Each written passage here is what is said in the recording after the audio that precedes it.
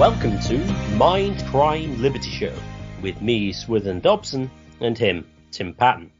Today we discuss, are things getting better or worse? And today specifically we discuss whether TV and film is getting better or is it getting worse?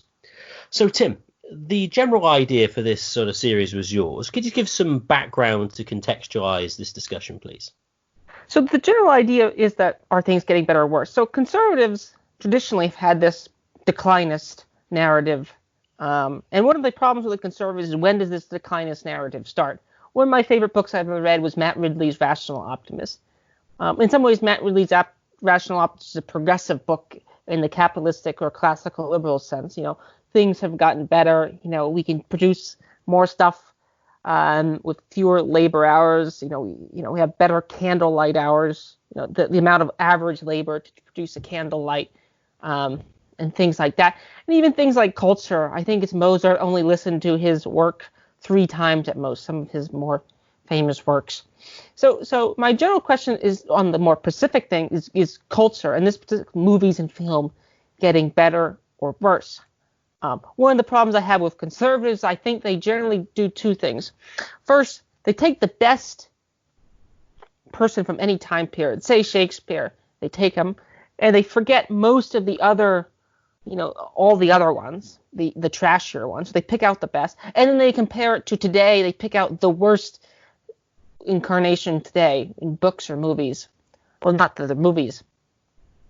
So I wanted to go investigate whether you and I think movies and films are getting better or worse. Now, of course, movies have only been around 100 years, so there is some problems in the sense of comparing time periods. But my general theory is, if I have anything, is there's been no change, or if anything, they've gotten better. There's bigger variety, there's a bigger diversity of characters, and diversity in the ideological sense as well. And that's actually the much more interesting thing anyway. Just better, longer plots, which are more developed, and so forth. Swithin? Okay, so yeah, whether they're getting better or worse is kind of not immediately obvious to determine. What I'd like to do is to split this, broadly speaking, into 2 categories. First, the sort of more strictly aesthetic, and then one thing conservatives in particular will point to, and actually so will the left, although in reverse order. The left will go, oh, look, these morally repugnant films from the past, and look how progressive our films in 2020 are.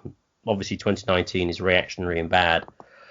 Whereas the conservative will do the opposite.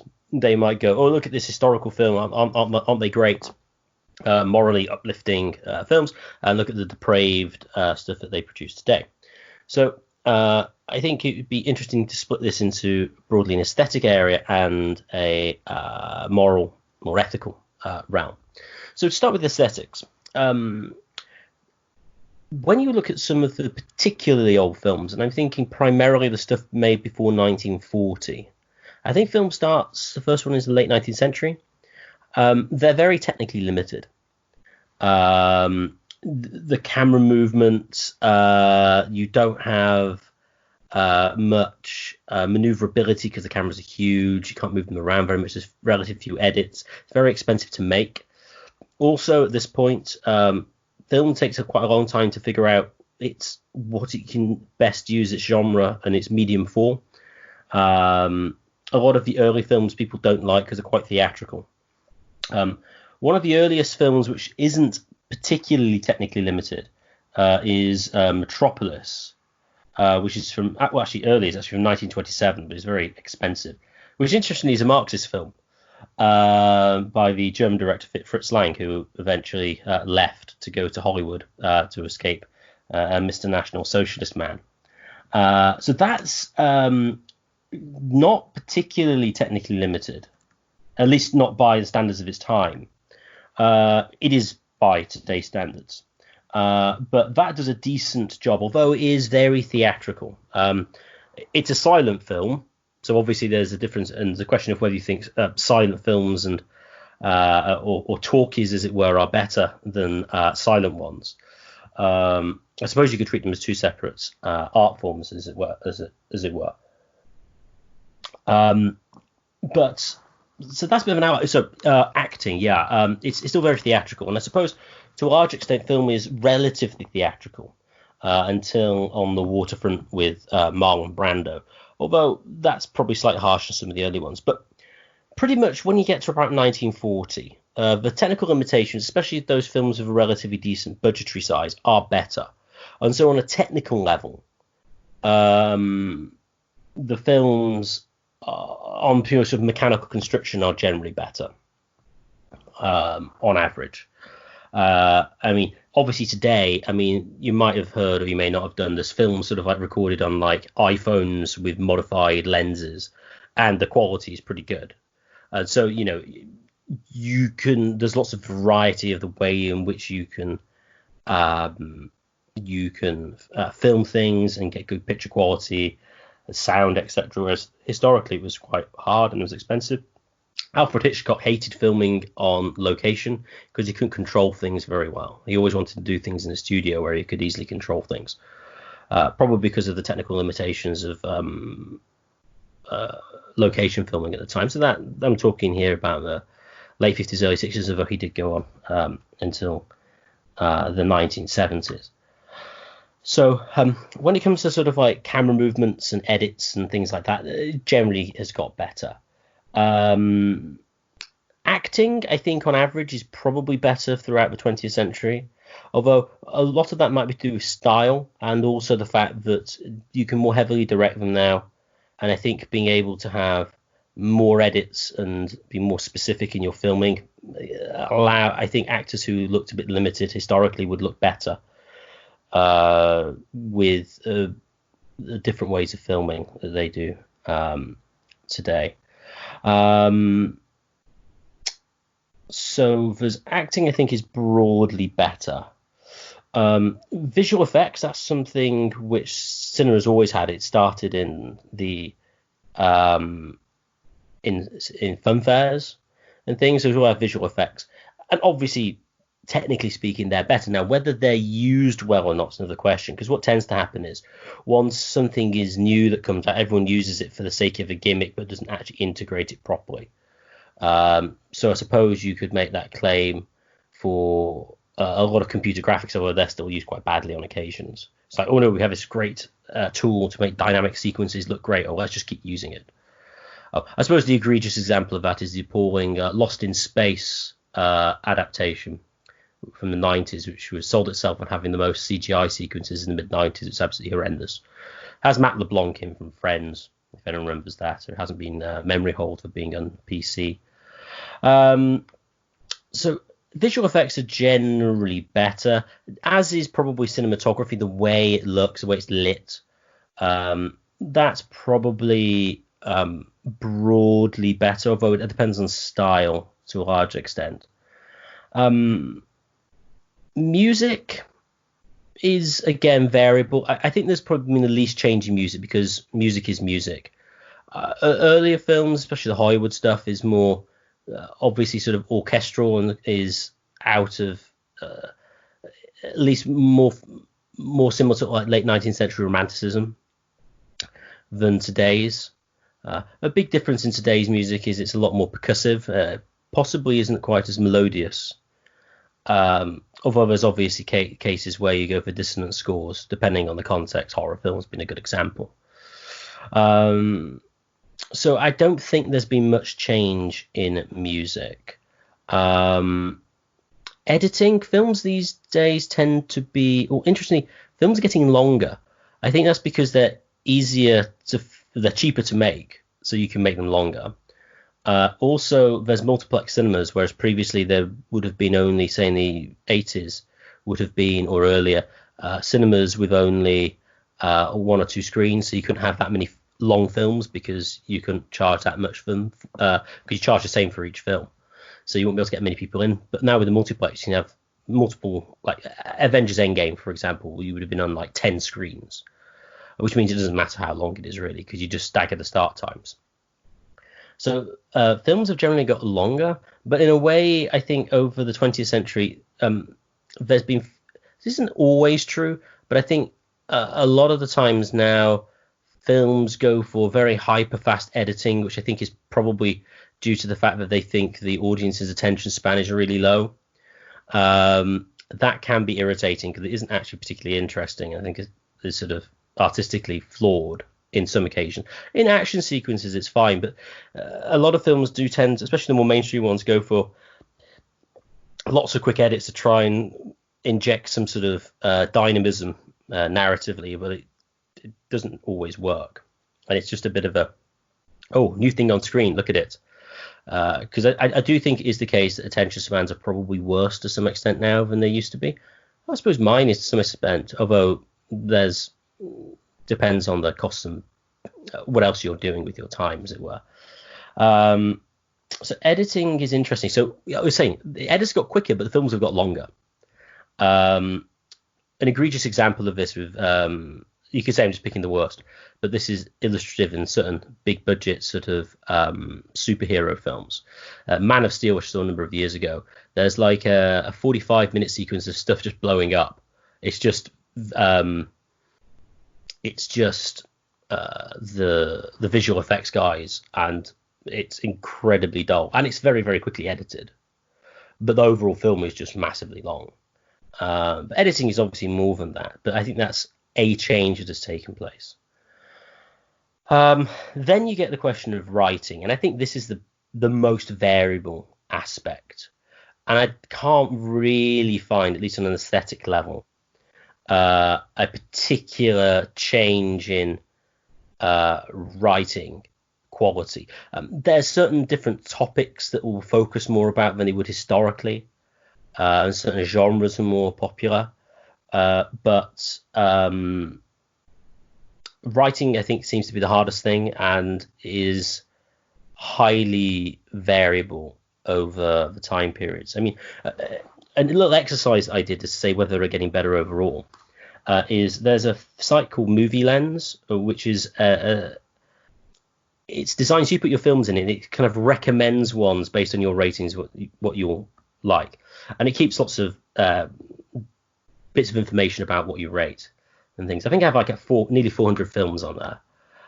And what I did is I looked at which films I thought was I have my own rating system, which is out of 4, which is a bit weird, which is 4 is must see, 3 is worth seeing, 2 is don't bother seeing it, and 1 is avoid it. And basically I went through there and saw, okay, which of the ones I would say must see, how many are there, and proportionally in the films I've seen per decade. And there is some variability, but there isn't that much. I mean, the worst decade, interestingly, is, well, on mine actually, is the 1980s, where only 5% of the films we must see, whereas the highest is interesting, actually 1930, interestingly, although the sample size of 1930 is very low. Although I suppose you could point to a general downturn from, say, the 60s and 70s, but it's slight. I mean, they're all over the place. All I could point to really is that the 80s and the 50s I'm not a huge fan of. Otherwise, they're generally quite comparable. Interesting was the 1990s, which I wasn't really expecting. So that would be my very broad way of looking at the changes. Tim, have you got any thoughts on this or the general change in quality over, say, the 20th and 21st century? As far as the technical things, it's quite obvious that movies today are more quote unquote advanced than they were, 1920s, 1930s. Although Metropolis, I've actually watched the German language version once of that, and it was quite interesting and quite good. But nonetheless, I do think the addition of CGI and those things, they can be for better or for worse. That's one of the Marvel Avengers, Man of Steel. These movies are notorious for just being basically CGI crap. Things being blown up, just nonsense of that variety, and I totally agree to that as well. But then again, you have to pick out, to me, the better films. There's plenty of 1940s and 1950s, maybe not movies, that are schlock classics, which actually get watched now for their comedy value, which they're just made on $1. They're B or C movies. They were shot on tiny budgets. You compare that to anything done by... You compare that to the Avengers today. The schlock classics, the 1950s, are not that much different. And the CGI of that day was just, UFOs tied to tiny models. I don't know if you've ever seen Ed Wood stuff regarding Bela Lugosi or Plan 9 from Outer Space, but there's plenty of these sort of bizarre films of those time periods. And conservatives who talk about some sort of golden age never seem to bring up those, which I would argue those are the trash films of that era, in the same way that the Marvel's Avengers and some of these other movies are the CGI trash films of today. Interestingly, I have not seen. Interestingly, the 3D movement has not really happened, which I'm largely on board with it. But nonetheless, in that regard, we haven't seen that happen. And I suspect whenever that happens, we'll have a lot of gimmicky type movies in that regard.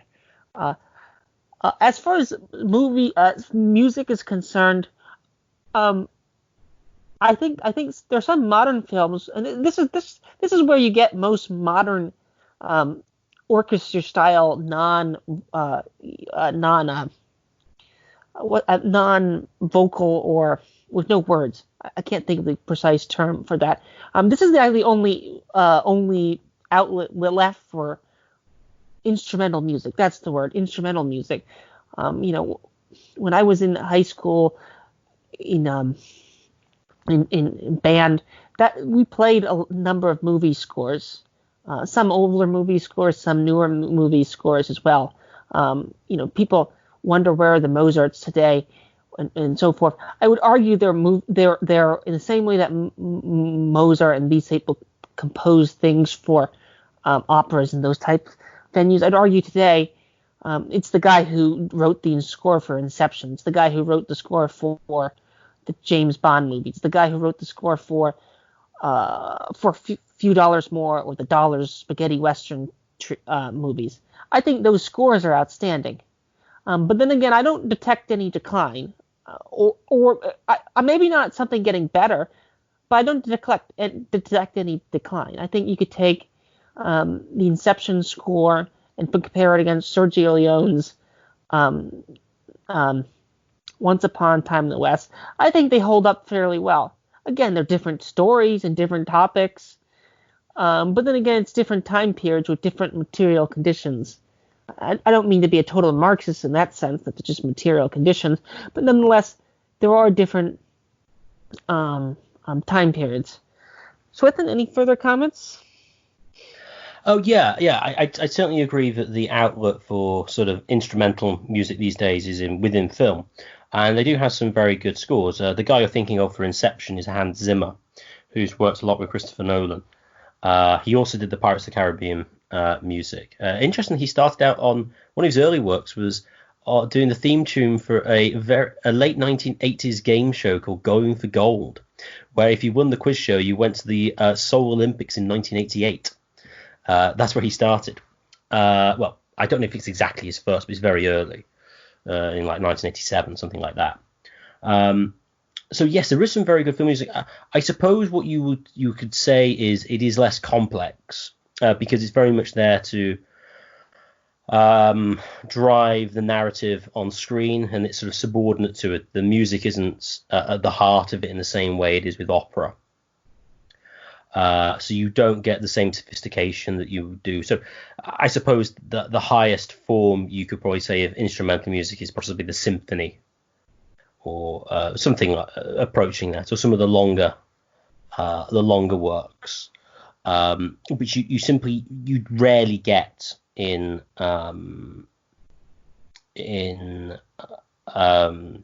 more modern scores. They tend to be more self-contained, small pieces of a few minutes, which is historically there was lots of those say in the Baroque and Renaissance periods.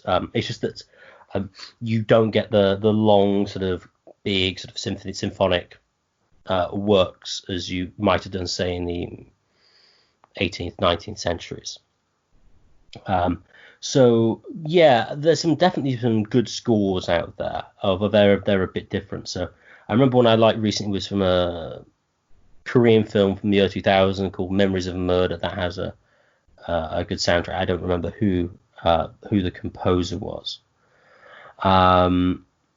But that's certainly the case. On the technical aspects and like visual effects, I think they can look better with visual effects, but some historical model work is actually very good. 2001: A Space Odyssey is a good example of this. That look stands up very well because model work doesn't date in the same way CGI does. And the same thing in 2001, actually, when it has the Doctor Who style Ascent to the Infinite. I can't remember the exact name of it, where it has lots of kaleidoscopic colors. That was done with high resolution photography of paint. And the guy who did it, Doug Trumbull, also did a similar sequence for Terrence Malick's Tree of Life.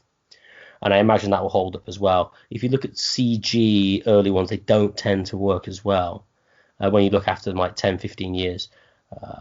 So, for example, not bad, but you can tell that, say, Toy Story, which I think in 95, is visually more low resolution than the later ones.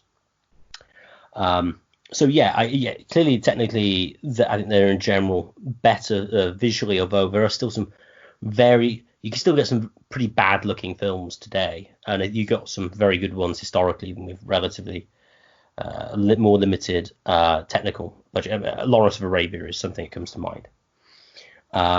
And on the topic of whether are they good films, they clearly are. I mean, I'm just looking at my list of the most recent films. Nightcrawler, even though it seems a bit of a silly film, the Lego Movie is actually very good and actually quite interesting thematically.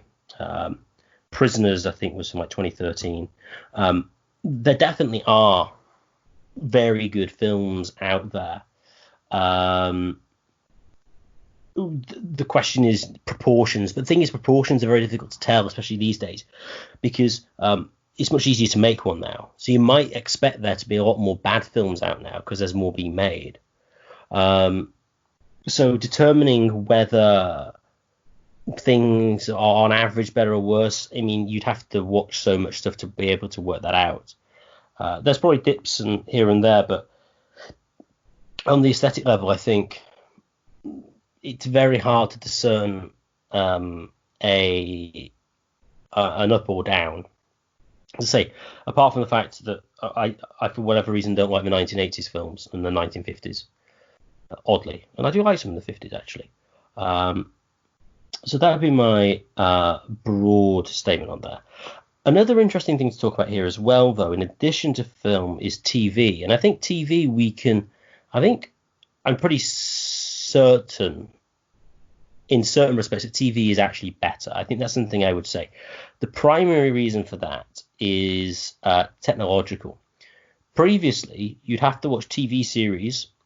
You'd only be able to watch them live. Recording devices don't really come in until like the mid 1980s, which interestingly the film industry hated and tried to stop because they thought they'll destroy cinema.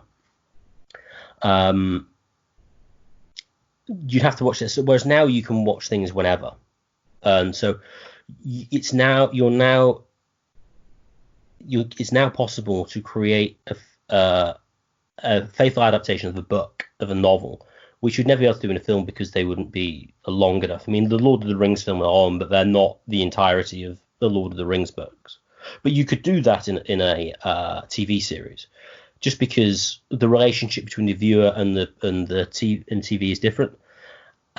So, like Game of Thrones, for example, would never have been made prior to, say, HBO, because people wouldn't. If you missed an episode, you would have no idea what was going on. which up until like the 2000s and the late 90s, that was perfectly possible. Which is why I think you get more self-contained stuff. So even if it's set within a particular event, Survivor's sort of post-apocalyptic 1970s series in the BBC, it's set within that general framework, but the episodes don't follow on in the way in which a more contemporary series would. If you miss one, it doesn't really matter because things don't develop in that way that would mean you'd miss things out. I mean, that's not always true. There were always the mini-series, and there were certain historical series in which that wasn't the case. I Claudius has been a good example in the BBC series. And the Tinker Tailor Soldier Spy, which I think was in the late 70s or the early 80s series. That certainly didn't, but there were a lot more like that. Tim, any thoughts on whether TV is getting better or worse, or anything that I mentioned before on stuff? To the conservatives who idealize the 1950s, I think TV I think the TV, as far as things are concerned, is one of the most wretched things ever created. I'm not talking about connecting your computer through an HDMI cable to a TV. I'm not talking about sitting down and watching a movie on TV. I'm talking about the whole package of TV. Or I'm not even talking about sitting down and watching a sporting game on TV. But I think the sort of 3 to 5 channel TV monopoly was one of the worst cultural monopolies in history. I mean, a lot of these older TV shows, regardless of quote unquote how wholesome they are, which actually, if you look deeper in them, they're not at all that wholesome. They may be superficially wholesome to some conservatives. Regardless of that, I think most of these sort of old TV shows, they're quite dull. They're quite dull, and I find most TV shows, these sort of procedural police shows, even on today that you see on TV, to be very boring. Let alone all the other stuff that you see on TV. As a child, the only channel I watched on TV was probably the History Channel, followed by the Discovery Channel, which is the old History Channel, which just consisted of like historical documentaries. So as far as TV shows, I find most TV shows before, the cable cutting trend, to be quite uninteresting. And this is where I think modern culture is much better. If I had a choice between no TV, modern culture, no TV, or like what you can get on today, I would take the Amish route over the 1950s and just cut it all off. Just because I don't really see it as very interesting, and I don't really see it as that very intellectual either. If you look at a show like Green Acres or some of these Leave It to Beaver, they're not very intellectually interesting shows to me. They might be superficially look good, but TV as content with big plots is a much more modern thing. With Game of Thrones. You see this with the Battlestar Galactica. You see other longer science fiction and other type shows.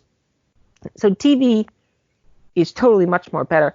And one of the early growers of this, from my understanding, was the BBC. Actually, the BBC, I think, still subsidizes a lot of global TV production. British taxpayers still subsidize a lot of global TV production, for better or for worse. Some of their shows I'm not too sure about, but nonetheless, I do think TV has gotten significantly better. How much better? It depends on how poorly you think of the 1950s and 1960s. As far as Tinker Tailor Soldier Spy, the BBC miniseries, I think that's one. Excuse me. I think that's one of the best miniseries ever made. Also, A Spy Who Came In from the Cold. I think there's John le Carre did about a number of novels, and they did 2 or 3 of them. I've watched both of them on YouTube, of course. It's available now, I think. It's quite interesting. Those are great shows. But speaking of attention spans, those shows require attention spans. A show like Happy Days, I've watched a few episodes. I mean, those shows, they're the dull, mindless shows. Tinker Tailor Soldier Spy, not so much. And from what I understand of Game of Thrones, not that I ever watched it, it is a complicated show. So again, and even some of these more woke shows, so to speak, that are out there, again, they are complicated and they're probably somewhat well produced as well. Not that I really watch any of this variety, but I do see them occasionally advertised. They'll pop up on various places as well. So within any further, one more comment. I do think one of the general things we have to remember is number of movies that people saw, and number of TV shows that people saw. My suspicion is today, I think TV Hour watch data would back this up, is people see more movies in general than they did in the 1950s, and let alone the 1920s. Movies were somewhat like an event. You remembered what movies you saw.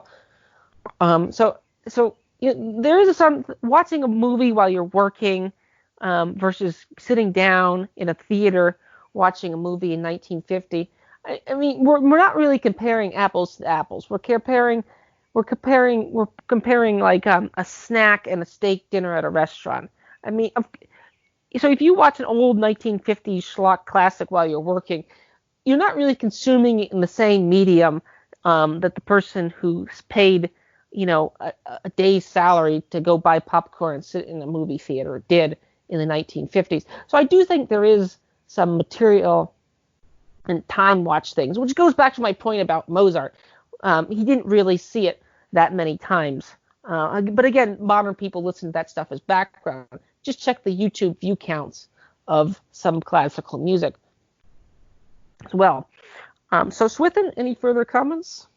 Yeah, I think that how you see something makes a big difference. I think to some extent the people watching things on their laptops and their phones actually makes especially phones, makes what you're seeing seem less interesting. I certainly remember the films I've seen in the cinema more, although to be fair, I don't go that often now. They do make a bigger impact, having a massive screen and a massive sound system. One of the big technical innovations with cinema was like surround sound. That makes a very big difference. I mean, you can do a lot with that, which you couldn't in sort of just traditional stereo sound. That's quite interesting the way the sound mixing works. So I would say that also just in general, I would say that on average, most of the TV and film that's made is generally not very good. You could say that I'm somewhat picky, but the amount of stuff I actually think is actually pretty good is relatively small, and that goes for any time period. So yeah, I mean, I think certainly in the 50s you could go through a lot of bad stuff. But picking up your 50s, I do think it's interesting you point out that they seem wholesome on the surface, but only superficially. Could you comment any more on that? I thought it was an interesting comment. It's a theory that I've had. It's a theory I've had. I have not looked into it too much, but from what I understand, for as much as they had this sort of standard bourgeois families, many of these shows actually would end up starting to hack away at the standard bourgeois family model, which goes back to the old idea. If you go back to the 1950s and rerun it, you'll end up at the exact same place we are today.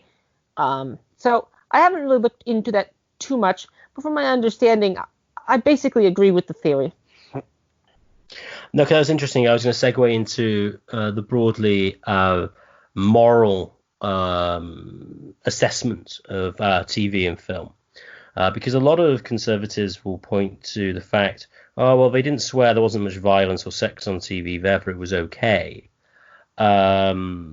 Simply isn't the case. I mean, I'm going to pick a somewhat obscure example.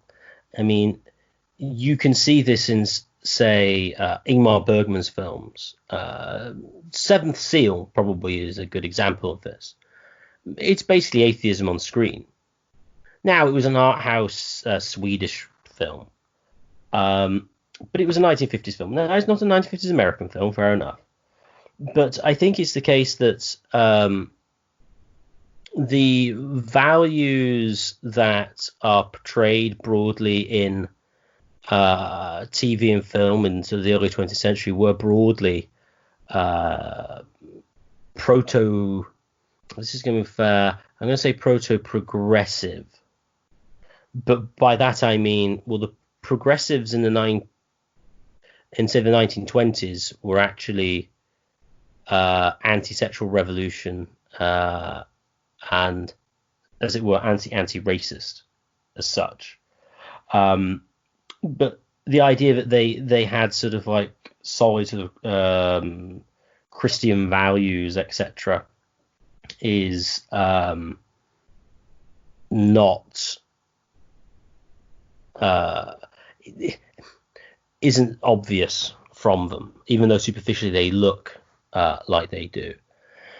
Now, it was true with the Hays Code in America that you had to show that crime didn't pay, etc., etc. But certainly until the 1960s, that disappears. And I think earlier on there are examples of what could be considered sort of immoral filmmaking. I mean, we mentioned Metropolis. Metropolis is a Marxist film. I mean, whether you think that's immoral or otherwise, I mean, it's not something that anyone's going to say, well, the clandestine conservative, oh, that was a really kind of good, sort of wholesome film, as it were. Similarly, you could say like Doctor Strangelove, the Stanley Kubrick film from the 50s, which is like basically an anti-war film. Not something you would expect the conservative type to go, yes, it's a really good thing, showing the American military in a not particularly good light.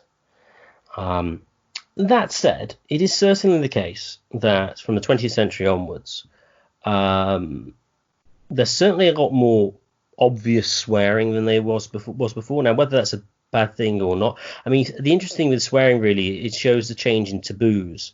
You wouldn't have any sexual swear words, at least not many, at least not in the 40s and 50s. They came in the 60s and 70s to some extent. But I remember that there was a big kerfuffle over, it was Gone with the Wind, I think, because the final line of the novel is, frankly, dear, I don't give a damn, I think. And that was quite controversial at the time, because damn for damnation was obviously sort of theological, and that was considered sort of taboo. So language certainly has changed, and I do think language has probably got worse, and I think that mirrors society to some extent. You don't get if you look at some of the sort of put downs of the late 19th, early 20th centuries that certain political figures fire at each other, they're very witty and entertaining and quite withering. That's not something you would get today. I mean, Donald Trump's probably a good example of that to a certain extent.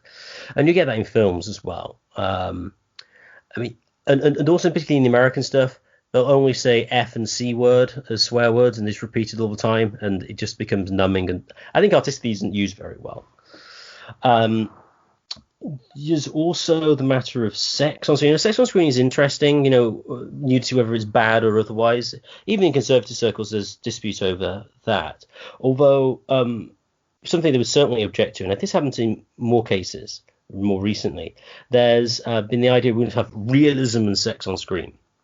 And one of the earliest examples, well, it's not the earliest, of a sort of mainstream film which actually had quote-unquote unsimulated sex was a film called 9 Songs by English director Michael Winterbottom, which, kind of seems a bit degenerate. Lars von Trier did the same in Antichrist. I've not seen either of these. I know of them. Lars von Trier is entertaining. He got kicked out. Was he refused entry to the Cannes Film Festival because he said he was a bit of a Nazi? He's a provocateur, is Lars von Trier. He's quite entertaining with that. So there is that. And then, of course, violence. Obviously, things have got more violent in general, although you have some early violent stuff. I think Louis Buñuel has the famous, infamous, I think there's an eyeball slitting sequence in one of his early surrealist films. Interesting, Buñuel is an atheist surrealist. So that's got more violent. Again, though, is violence a problem? It especially depends how it's shown. You could argue it's sadistic. I think, from my view, I think to a certain extent it's unnecessary and some just unpleasant. And I don't object to unpleasant in its right place, but I think as an aesthetic, sort of the hyper-violence, there's something doesn't sit right with me. I think more interesting, though, than those is the general themes in in films. I think one thing I think is certainly true, and I think you pointed towards this from the 50s onwards. I think one thing I think conservatives are right. The general portrayal of marriage in films and TV from, say, the 40s and 50s onwards is pretty bad. It's pretty bad. I mean, to be fair, it's pretty bad in the 40s. I mean, Citizen Kane is a very good film, most famous film by Orson Welles. You know, lots of multiple marriages, etc., and isn't really portrayed as a particularly good institution. Although, to be fair, that happens sort of earlier on anyway. But I mean, Game of Thrones would be a good example of this. The amount of there's more sex out of marriage than there is in marriage in Game of Thrones, pretty much. And most of the marriages are portrayed as pretty darn bad in most cases. Interestingly, the only one which portrayed as reasonably good, interesting, is an arranged marriage, which I don't know if that's deliberate. But like an obviously arranged marriage, is that she didn't really want to marry him, but she had to because her brother was selling her basically for an army. So I think on sort of sexual ethics and marriage, I think that's certainly a portrayal of that as an institution has got worse.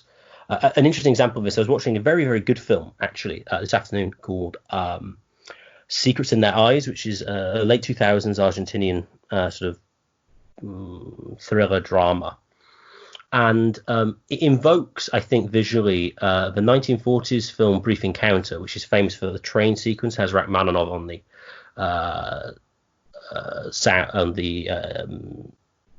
accompaniment music.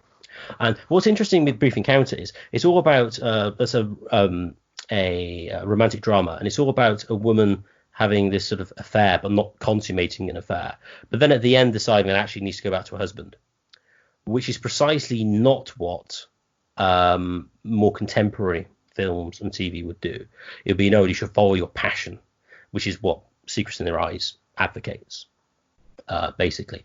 And you get that as, you know, be who you are, follow your instincts, as it were. There's not really the idea of stepping back and going, oh, do I have obligations or duties, or would it be more rational? I don't want to sound like a Randian. If I did X, Y, or Z, it's like, oh no, you just do what you want. I mean, Woody Allen's films are like that.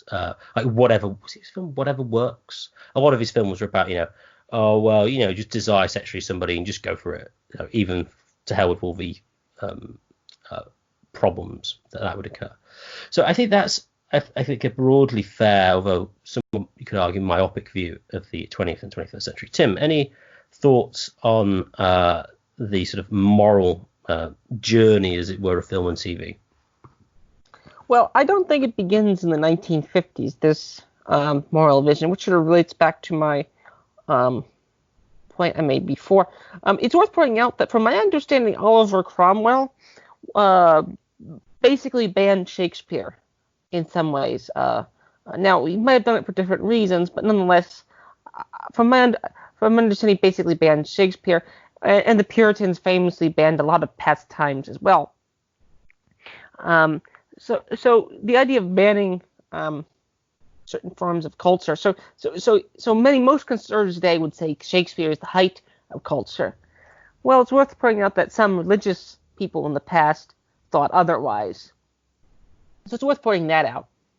And as far as films being superficially wholesome and underneath not very good, I do think that in general, almost all movies of all time periods portray the inordinary. They portray the inordinary. Hence, they portray marriages that are bad.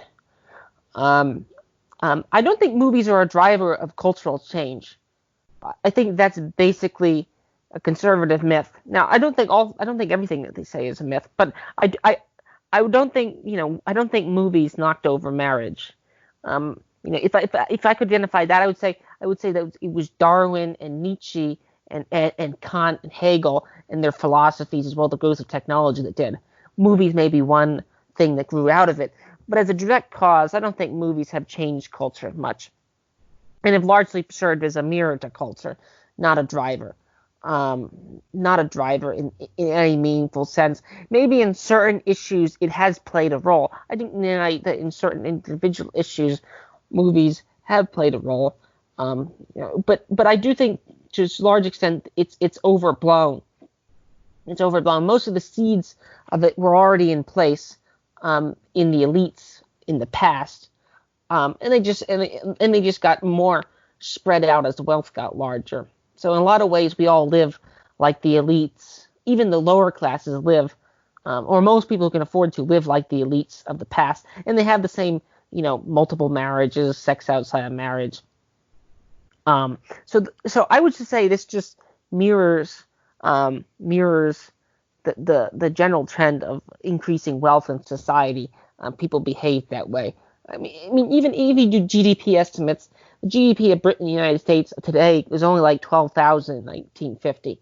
For something I thought recall, someone could probably correct me if they really wanted to on that number, but it's only a quarter of what is currently.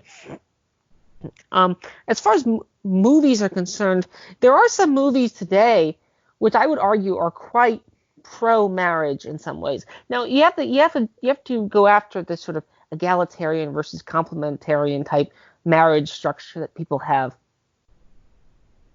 But from my understanding, very few Christians are meaningfully patriarchal anymore. For one thing, the courts aren't that way. So in this way, all marriages, including Amish marriages, are voluntary, unless there's a court that's willing to go after them. And this going after divorcees, this hasn't really been the case in society. So as far as marriages get portrayed on screen, again, I just say they mirror the marriages in the broader society. And I will bring up two movies that I think are quite wholesome.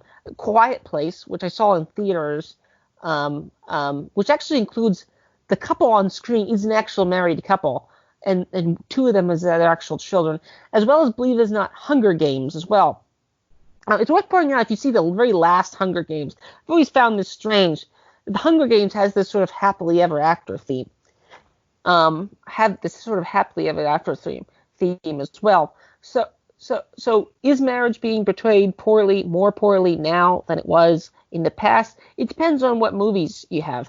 From my understanding, Hitchcock's movies didn't have the direct stuff, but Hitchcock did not really, I wouldn't say any of his films in any meaningful sense were wholesome before in the historical, the classic Hitchcock movies. So in that regard, I don't see any different change. As far as morals is concerned in other areas, I would say it's the mirror not driving the change. Maybe recently in certain areas it's played a role. I don't deny that. But I think the bigger fish out there, like the education system or the rise of wealth, that, if you're looking for boogeymen, don't blame some Hollywood producer in the 1950s. They're at best minor actors in the play. Swithin, do you have any comments on what I'm saying? Yeah, just to clarify, when I'm saying depiction of marriage, I'm not necessarily saying all marriage has to be portrayed perfectly. It's the underlying idea. Is it the case that, yes, marriages can be bad, but in most cases, you can always debate as what the exceptions might be. Is it worth sticking it out and staying together for whatever reason? So you have that idea, whether you should do that, which I think is kind of what you're saying. Brief Encounter as used as a sort of an example. Whereas in more contemporary ones, it's a case of, well, just go with what you feel. And so I think it's not that the way I'm viewing things is not that everything has to be good. And if things do, films and stories do focus on the atypical, which is true. It's just what the underlying sort of message idea behind it is. I mean, so for a good example of this would actually be the TV series Twin Peaks from I think it's yes, it's just the early 90s, not goes into the late 80s, which is a David Lynch backed sort of production. He directed some of it, and which is a satire to some extent on soap operas. And soap operas are just ridiculous to a large extent. I mean, everyone just is basically married to the person they're not married to all the time. Now, he does sort of satirize that to some extent, but I do think that has become much more commonplace, at least from the 1980s onwards, than it had them before. Now, whether or not films are primarily to blame, to a large extent at this point, isn't really the point. It isn't really the question. It's whether they have changed. I think that's fair that they have. And I do think you're right, Nietzsche, Darwin, etc. I would also say Freud. Freud is incredibly influential. If you look at Hitchcock's films, for example, are quite Freudian. And Freud has a very, very big impact on sort of psychology in general, and the way things are portrayed on screen. I mean, he has a very big influence. You can see that. Yeah, I'm not saying things have to be all happy and good on screen. It's just it's what the underlying kind of message is. I mean, just showing a film where a marriage is going great isn't particularly interesting. It's how you deal with it, and what the end game is. And the endings of things are quite important in that respect. I want to cut in here. I think the inordinary point is a key point. I think the inordinary or the strange is the key point. Movies, by definition, are almost always about the peculiar. So, I mean, if you did a movie about my parents who've been married for almost 40 years, my grandparents, same way, I think it would be a boring movie. It would be an extremely boring movie in many ways. Most people's lives would be, the sort of quote unquote, I even use 4 quotes, normal person is a very uninteresting movie, and it wouldn't be an interesting movie at almost any time period. It's actually the only area where I think you can get this is if you watch like a lot of YouTubers. I mean, I don't know if you ever watch sports YouTubers or some of these bodybuilder YouTubers. That if you want to look at people who are pro marriage, go on YouTube and watch YouTubers. I mean, you'll find plenty of ordinary people just enjoying their lives, working, going on vacation, doing hobbies, doing various things of almost all different stripes. So movies and stories are almost always about the strange and the weird, and that's why I bring up the go full Amish line. It's the idea you just sort or go full Oliver Cromwell and just sort of ban cinema or most culture in general. That might be a rather draconian either or thing. But even when I was growing up, a lot of television shows we weren't really allowed to watch on the television show, and I'm glad my parents had that rule. I think it's a good rule, because I do think a lot of these older movies, they might be superficially, they don't have cursing or anything in that regards, but underneath them, do they have almost all the movies that have, and this is one of the points that Paul Gottfried would make. If you make like a Christian movie, quote unquote, it's just going to be boring. It's just going to be sort of bizarre. And I say this as an agnostic person. It is. It's boring. There's no, unless they're facing a huge crisis. Now, maybe there's ways you can make them more interesting, but it's a lot harder.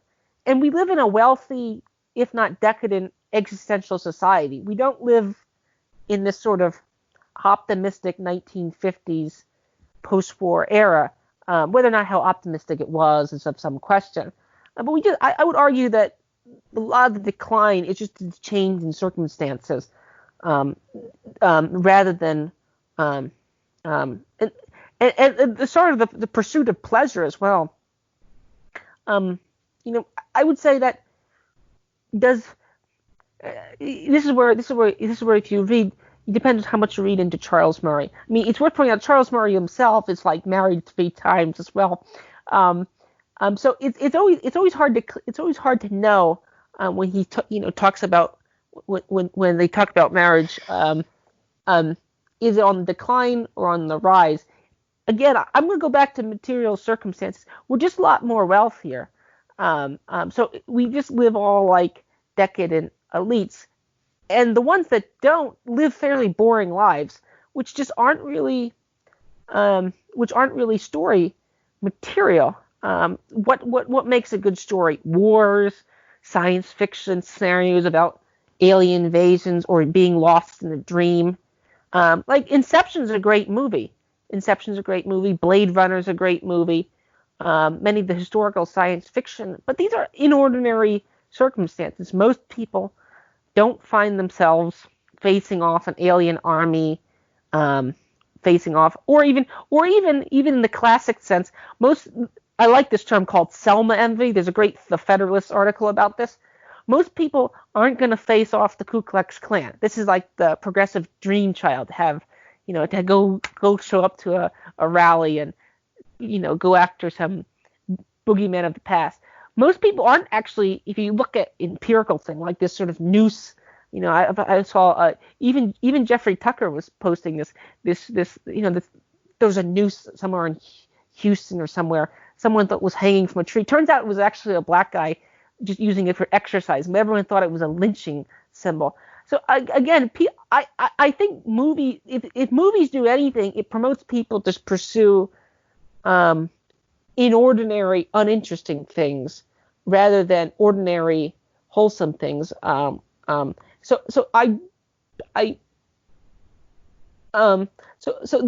those are my comments regarding that. Swithin? I think you're creating a huge false dichotomy here. I mean, massive. You can do the inordinary and still at the end have sort of like quote unquote a wholesome message, as it were. Not that it's about the message idea. It's an idea you've got to think about it. I'm not sort of advocating didactic. Oh, and here is the moral of the story at the end. But when you reflect on it, you can. It's promoting sort of virtue, or at least tackling subjects honestly and putting a sort of what you might an example I was going to mention is the film Prisoners. I won't say too much about because it's a very interesting film and it's very worth watching. It starts off basically children get kidnapped, and the question is what happens to them after have they been killed or whatever. It is a somewhat bleak film, but interestingly, I do think, now I'd have to see it again, but it very much did seem to me to be basically a problem of evil film, which actually seemed to come out on the side of God. Now, that might be misreading on my part. I could do it again. But I think that's certainly true, even in somewhat dark subject matter. Unpleasant. I mean, Lord of the Rings would be an obvious example. I mean, that's obviously Christian in a certain sense. And then clearly the novels of Dostoevsky would be the classic. I mean, this isn't a filmic example, but they're very inordinary, but have what you could say has Western values as such. Just on a last thing, on things I think TV film has made a big difference on is quote unquote diversity. I think from like the 1990s onwards, you've had making the unpleasant characters the white conservative type character, and they always get the butt of jokes, and they're generally portrayed as unpleasant. Or anybody who might think homosexuality isn't the height of human virtue is always portrayed badly, or closeted on occasions. What a good example of that would be American Beauty. And I do think that has made a difference. And then obviously some film stuff now they just diversified and just literally makes no sense. It's like, oh, you've ticked all these boxes. How unlikely all these people would be of such a perfect ethnic composition in Lost, for example. On this plane and just having to tick all the boxes. I do think that makes a difference. I think especially with the homosexuality is probably one of the main ones. But Yeah. Also, you get the idea of obviously slightly different than diversity, but I think from The Simpsons on with the 90s, the portrayal of fathers is generally poor to a large extent. They're just kind of buffoons and idiots, and they're a butt of all the jokes, which is generally funny on occasions, but you certainly don't get that with women. And if you would, you'd be accused of misogyny if you were to do so. So I do think now whether that mirrors culture, I think that's a separate question to say what's the main driver. It is certainly the case that things have changed in the way they're depicted in film, and I don't think always for the better. And I do think you can do inordinary stuff, which is sort of promoting broadly sort of traditional Western values as such. Any comments, Tim?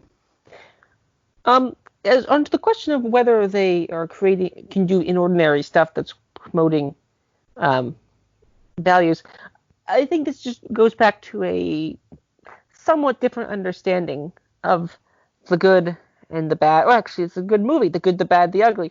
I think one thing in general that gets overplayed in Dostoevsky and these other type movies is oftentimes we're not faced. If you want to take this sort of moral framework, the choices you're faced with they're not, there's a great analysis of the Snowpiercer where the character has to look left or look right. Now it's a Marxist analysis, but nonetheless, Marxists in general have a very strong moral framework, which I would argue is borrowed from Christianity anyway, maybe heretical Christianity, plus some egalitarianism. But the kind of circumstances that are proposed don't really beset people too much. And now you need to say, well, there's a term you have to sort of suspend your disbelief.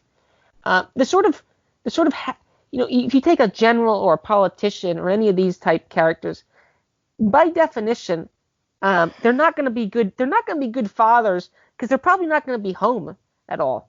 They're probably not going to see their children very much. So a lot of these sort of great figures in history are somewhat internally terrible people. It's worth pointing out, I think, like Paul McCartney or John Lennon treated his children poorly, but wrote good music. I mean, I think this is actually fairly common amongst great people. They actually have quite terrible family lives as well. But again, they're more interesting. I don't know if it. I think when the story goes right, in some ways, it's boring. When you have the person who just lives an enjoyable, not enjoyable, but a quote unquote normal life, it'd be like a soap opera where no one has any adultery. Would anyone watch a soap opera with no adultery? I think that would be a sort of a silly soap opera. It would counter the genre. I mean, you could try to create some reality show about Mormons or the Amish, and maybe there's some value. I guess there is some version of that. I think the Duggars used to have a show like this on American television that had some watchers amount of viewerships, but nonetheless, I don't see in fiction. I don't see how it could work, where you could have sort of the way a movie is set up with a plot and so forth. Swithin, do you disagree? And if so, why? As I said, so for example, let's take marriage as an example. I can't think of any film that does this, but you could certainly have a film in which somebody has a terrible marriage, it's abusive or whatever. Oh, no, it's not abusive. That would go against the point I want to make. They're generally unhappy. They see other people have better lives, etc., etc. And then the woman, because this is what classic was, divorce her husband and goes off with some younger guy because she thinks it's going to be better. I mean, well, she could have fun to begin with, and then she could end up worse than she was to begin with, and the film could end. In my view, that would be a potentially interesting film, and would actually show, well, actually, quote unquote, following your heart, as it were, might not always be the best decision. So I think that's a perfectly plausible plot line for a film or a TV show, but would not be in the position of advocating doing that. In a sense, it's like a cautionary tale, as it were. Does that make sense to you? Would you say the Dark Knight Christopher Nolan trilogy meets your standard of portraying marriage in a positive light? It's implied at the end of the third film that they are. Now again, it might be more quote unquote egalitarian, but nonetheless, would you say that movie meets your standard? I know a fair amount of conservatives like those movies. I don't know if you would agree. I don't think it deals with it particularly. I mean, I just don't think it's about that. Might be there in the background. I don't really remember a huge amount with it. His parents' marriage is portrayed relatively well, but that's only in flashback. It's not really there. I mean, in the end of The Dark Knight Rises, it's kind of like, well, it depends what that means. To what large extent, it's kind of like a post-Inception ending for Nolan. But I just don't think it deals with the Dark Knight ones. I actually wrote an essay on that a while ago. The Dark Knight itself is a very Nietzschean film, actually. So take another one, and is very sort of nihilistic in that respect. And so on a different way of portraying it, not just marriage. I wasn't intended to focus just on marriage. You could argue that is sort of bad in a way. I mean, Nolan's films are very naturalistic, and so yeah, you could levy that sort of theological critique, but I don't think it really has enough marriage in it to make it to say anything meaningful about it, and I don't remember any sort of background sort of hinting at thing. I mean, I don't think there's enough to go on there. With Nolan's other stuff on marriage, to be fair, I don't remember him doing much on marriage at all anyway in any of his films. I'm trying to think, because I've seen most of them. Interstellar, I suppose, to some extent, but I suppose that could be generally positive. But I don't remember him doing a huge amount on marriage, actually. That'd be my point. Interstellar is an interesting film. Again, the family structure in there. Again, if I understand the whole movie, the child is screaming to stay, not to leave. If I recall, I haven't seen that movie in 5 years or whenever it came out. As far as the nihilism being bigger plot, I would say nihilism is just a bigger idea in culture than it was 70 years ago. So I would say that just mirrored it rather than drove it. But that's not the point. But that's not the point. The point is whether it's changed or not. I mean, we can talk about I think you move away. It's whether it's changed or not, and I think we agree that it has. Whether it's a driver is another question. Okay, I agree that it's changed. But I would say, for myself, I would say movies that are rooted in nihilism are just a lot more interesting because I understand the dilemmas more so than I understand the dilemmas in other stories. It's actually taken me a lot of time to learn to understand dilemmas in older films, just because they're sort of culturally distant in that regard. I say that from myself, although I do have a lot of background from growing up and so forth, so I'm not totally alien to it. But some of the older stuff that a lot of conservatives like, I just think materially we're at a different time period. And I know it's a sort of binary, but I am sympathetic just to the idea that it is certain. There's like three categories: is certain cinema bad? Is all cinema bad? Or therefore no cinema? The no cinema people to me are interesting more so than the. Now you can take this sort of picky attitude, which you have. I actually have the picky attitude as well. I only really watch what's interesting. So to me, it's hard to think of movies anymore that I don't like. I'm like a classic economist. It's the sunk cost fallacy. Just because you bought the movie doesn't mean you have to watch the whole 2 hours. If you don't like it, shut it off and move on. Swithin, any further comments? No, not really. I'm trying to think of like a more contemporary film which I think has sort of quote unquote good values as such. I mean, you can point to some children. I mean, Toy Story broadly. I mean, Toy Story is interesting with family actually. You know, toys want to be owned because that's the nature of things to be belong to a child. I mean, that's certainly true in sort of like Toy Story 3, and is somewhat you could argue an anti-collectivist film because being in the daycare center is the bad place to be. Uh, and that's certainly, even though it's sort of like a children's film, is not uninteresting. It's actually artistically very good, I would argue. Um, so yeah, I possibly should have thought this more about doing this. Yeah, it would be interesting to go through, find films and TV of the 20th century, 21st, which is, on a conservative view, would be considered sort of broadly morally upright, but also artistically good. That might be an interesting exercise. But as I say, my broad point would be that. Just before we finish on the moral, it's not to say that all films are completely immoral and there's no virtue in them at all. I mean, there's lots of stuff about importance of friendship, dedication, hard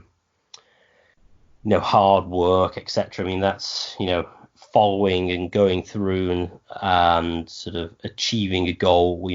That's kind of there. It's certainly not the case that there's devoid of any importance. So, for example, the Secrets in Their Eyes, which I mentioned, was sort of, to some extent you could argue, pro-adultery, is that it was clear on what you shouldn't do is be bound by your past and just reflecting on what was gone, but trying to do things in the now. And it wasn't saying it was unimportant about things in the past, but like, don't be bound by it and always be looking backwards and try and be in the moment. Well, not just in the moment as such, but also see your own future and live your life now. I mean, to some extent, there's a point that Jesus makes. Don't be too although that's really more forward-looking as opposed to, don't be concerned about their things in the future. Do things in the moment. But I do think there's an important aspect to that there. So I'm not saying that all films are completely devoid of any virtuous content. I just think on certain things which the conservative critic would highlight, I think, is broadly correct. Although I would say that the earlier films are not as sort of conservative in values as some of the proposers would like to think. What I remember was slightly different. The film The Ten Commandments isn't really a theological film. It's not really about the Israelites leaving Egypt. It's not really a Christian film. It's all about America leaving the British Empire. That's basically what it's about. And The Ten Commandments is the American Constitution. Well, that was at least my reading last time I watched it, which I didn't think was a particularly good film. But it's certainly not theological. People will point to kind of these biblical epics and things, and they're not really about anything in the Bible or theology. They're about other things. And last comment on that, I do think you could do interesting films of Jesus, but just people just don't tend to make them. And if you read the Gospels as a narrative stuff, they are unexpected and potentially interesting. I think if they're treated and respected the subject matter as a text as opposed to the sort of sanitized view of Jesus, they could actually be potentially interesting films. And there's actually a well-regarded, which I haven't seen, which is the Pasolini film, although it's a bit of a Marxist interpretation of Jesus, called The Gospel According to St. Matthew. I think it's in the 50s or 60s. So that would be some of my general comments on that. Tim, any final thoughts? A Marxist interpretation of Jesus. That sounds extremely interesting. But nonetheless, I think that sort of falls into the category of it might be superficially wholesome, but whether or not in the overall sense it's quote unquote good is of some question to me. As far as overall comments, I think I'm going to comment one more thing on the cursing. Again, I know this is not about what's the driver, but curse words are used a fair amount of time in modern society, for better or for worse. I mean, It's like I can count on my one hand the number of times I've heard my mother curse in my life. Even if that, especially before even 10 years ago, before I was turned 18. So as far as cursing is concerned, people, when you curse a lot, it just waters it down. No one notices. I mean, in like the show like South Park, or they just curse all the time. It's just a primary adjective and modifier. It doesn't really say anything morally. That since they use the F word, it's just it's just used in the same way you could use be, was, great, get off. You could use other words. And in a lot of old Hitchcock films, which some of them like, you have all the innuendos of rather dark stuff. So the cursing stuff, again, it's a mirror, and as far as the sex on scene, that stuff's just boring to me in general. If you really want to see it, you can just go online to other websites and see it if you really want to see that stuff. This is just a number of people borrowing Victorian values, trying to overthrow the taboos. They have more interest in overthrowing the taboos. Once they've overthrown the taboos, doing it is no longer any fun. So literally doing it and cursing, like I in general, I find cursing to be somewhat desacralized. If there's not people out there to say don't use the F word, there's really no point to cursing. And actually, they've done some psychological studies on this. So, like, apparently, if you swear when you try to lift a heavy weight or run really fast, you can run faster. But if you use a lot of curse words a lot, it doesn't have the same effect. So all this cursing has just watered down curses to be basically irrelevant. So overall, those are my final comments. If you have any further comments, it's been great talking to you about this, Swithin. No, not directly. I'd just like to thank everyone for listening, and if they found it enjoyable, please share it with friends and family and subscribe on YouTube or on Spotify, and I think we're on Stitcher. And if you have any comments about the show, any topics you'd like us to discuss, or just some general things you want to say to us, please contact us at mindcrimelibertyshow@gmail.com. That's mindcrimelibertyshow@gmail.com.